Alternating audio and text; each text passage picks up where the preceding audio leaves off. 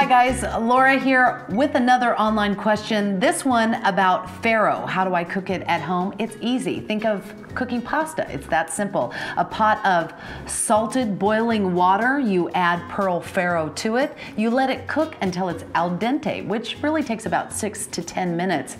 And voila, you have cooked faro. Strain and let it come to room temperature.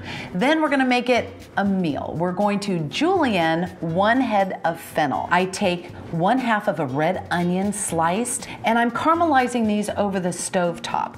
You're gonna set that aside and let that also cool to room temperature. Then we're gonna have fun with the faro.